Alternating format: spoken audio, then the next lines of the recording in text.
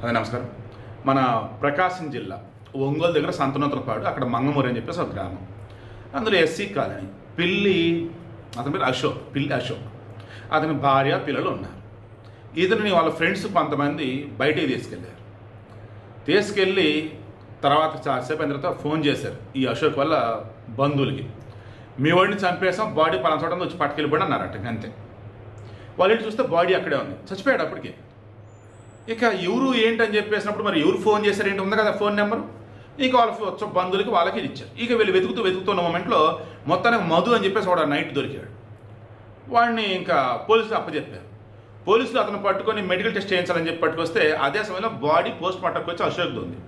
దాంతో ఒంగోలు ఆసుపత్రి, గవర్నమెంట్ ఆసుపత్రి దగ్గర పెద్ద గొడవ.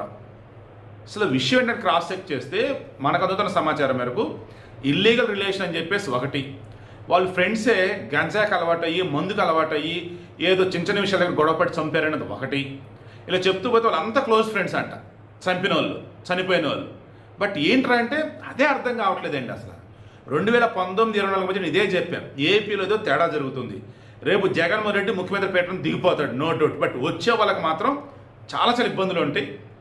మరి ఇంకా ఆ తెలుగు తల్లే కాపాడమని అని చెప్పి ఇప్పుడు కూడా నేను తెలుగు తల్లి విగ్రహం ఎందుకు పెట్టానంటే, ఏపీలో అయ్యా చంద్రబాబు నాయుడు గారు ఓలల్లో ఇప్పటికే చాలా చోట్ల ఈ మద్యం షాపులను, బెల్ట్ షాపులు ఉన్నాయంట.